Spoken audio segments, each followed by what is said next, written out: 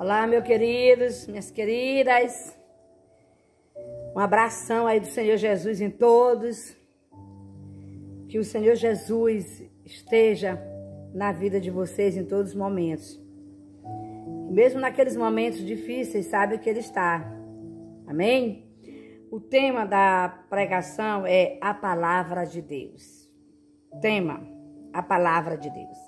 A Bíblia diz em 2 Timóteo 3:16, 17, que toda escritura é inspirada por Deus, é útil para ensino, para repreensão, para correção, para educação na justiça, a fim de que o homem de Deus seja perfeito e perfeitamente habilitado para a boa obra.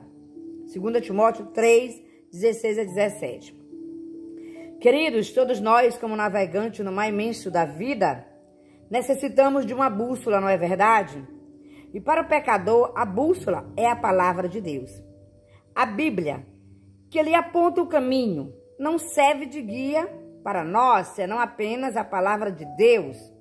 A palavra inspirada pelo Espírito Santo. Amém? A Bíblia é a palavra inspirada. Aleluia! Quando dizemos que a Bíblia é inspirada por Deus, nós estamos afirmando que foi o próprio Deus quem produziu pelo seu Espírito Santo. Isto é, o que temos nela escrito. 2 Timóteo 3:16, 17. Fala isso.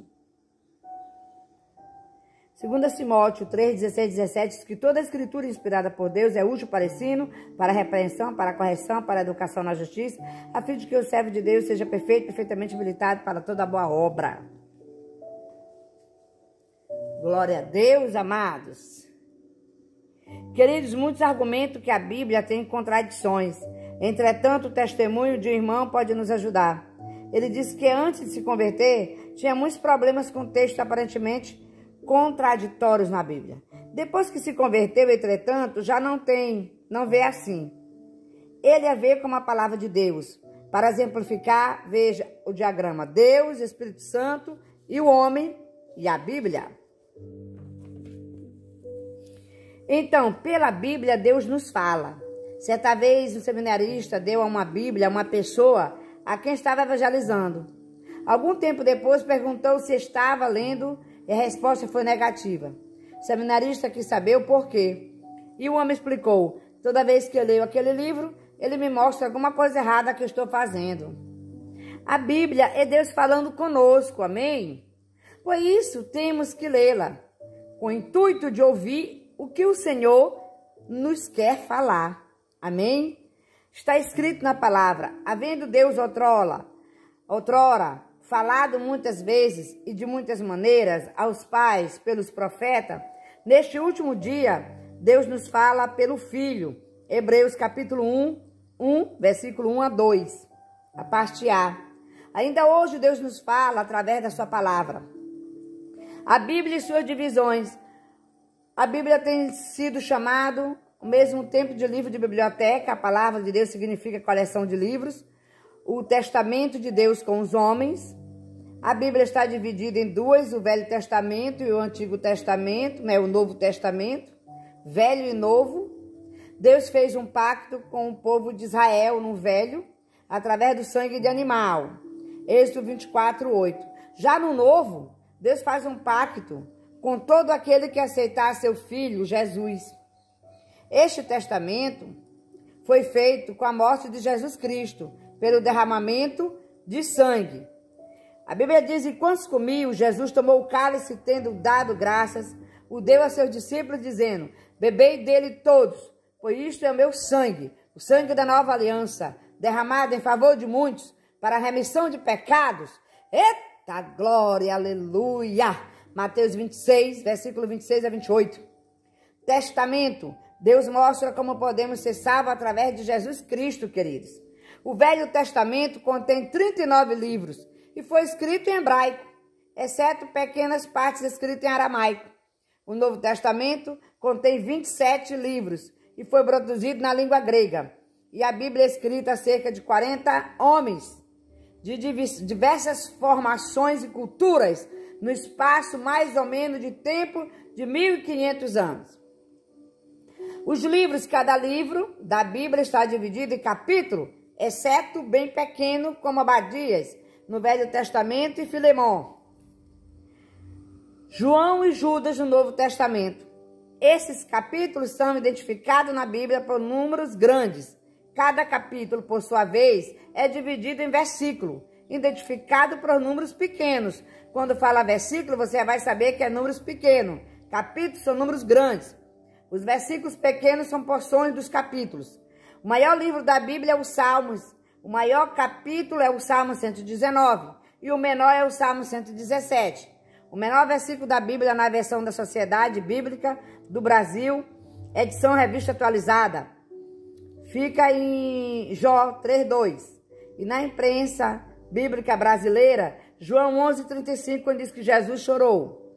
E o maior versículo da Bíblia é o de Esther, capítulo de número 8, versículo 9. Todas essas divisões foram feitas para ajudar os manuseios da Bíblia.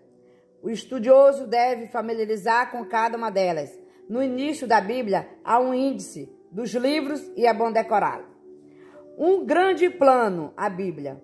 Apesar de tantos autores, de tantas variações, a Bíblia desenvolve um único grande tema. Qual, pastora? O plano de redenção da humanidade.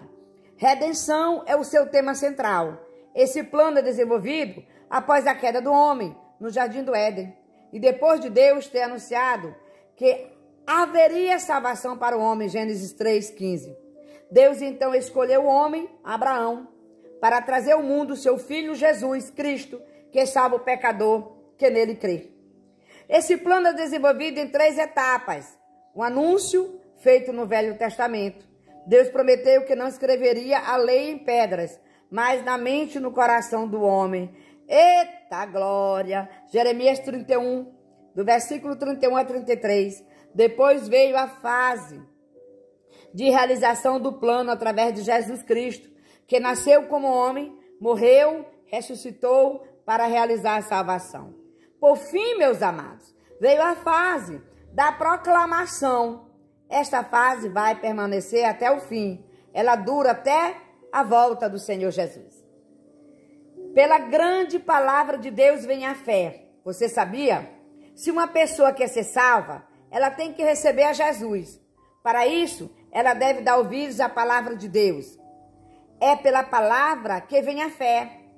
E assim a fé vem pela pregação e é pela pregação a palavra de Cristo, Romanos 10:17. Você quer ter fé? Então ouça, então leia, então estude, então medite na palavra de Deus. Amém? Glória a Deus. Conclusão. No começo da leitura da Bíblia, você pode ter alguma dificuldade. Mas à medida que for se familiarizando com ela, tudo se tornará mais fácil. Se você der lugar ao Espírito Santo, ele, como autor da Bíblia, irá esclarecer as dúvidas, seja pela própria leitura da palavra de Deus, seja através de pessoas mais experimentadas. Se você não tem uma Bíblia, compre uma. Se você já tem, comece a ler hoje mesmo. Amém? Como é que eu vou aplicar, pastora? Lendo, decorando os versículos, dia após dia, né? E o que a Bíblia tem representado em sua vida e o que você precisa corrigir para servir a Deus. Quer dizer, eu vou confrontar aquilo que eu vi, que a minha vida eu vou me examinar, que está fora da Bíblia. Eu vou lendo a Bíblia e vou aprendendo. A Bíblia diz, não mente, eu não vou mais mentir. Ah, eu não posso mentir. Ira, mas não coloca a ira debaixo do sol. Quer dizer, eu não posso estar pecando mais. Então, se furtava, não vai furtar mais. Né? Se roubava, não vai roubar mais. Então, eu vou começando a ler a Bíblia e vou praticando. A Bíblia é para ser praticada. Amém, queridos? Aleluia! Isso é maravilhoso, queridos. Praticarmos a palavra de Deus. Porque ela é a verdade, porque ela é viva e eficaz, porque ela é inspirada por Deus, porque ela é útil. E o que se deve fazer com a Bíblia é ler e praticar. É examinar, é manejar bem. Examinar está lá em João 5,39. Isto é muito mais que apenas ler, devemos estudar com cuidado, procurando resposta para a nossa prática. É como uma carta de uma pessoa amada que desejamos reler muitas vezes, até memorizar cada palavra. Manejar bem 2 Timóteo 2,15. Como a Bíblia é uma biblioteca com muitos livros, devemos aprender a manejar este precioso livro, sabendo encontrar os capítulos e versículos. Amém? E habitar em nós. Colossenses 3,16. Quando aprendemos as palavras da Bíblia, ela começa a habitar em nossos corações. Saber de cor significa de coração, amém? Praticar, Tiago 1,22. Nada adiantaria saber a Bíblia, examinar, manejar bem, até mesmo decorar, se não praticarmos. Tudo seria em vão, amém? Conclusão, o estudo da Bíblia deveria ser algo tão natural em nossa vida, como comer, como se fosse uma necessidade.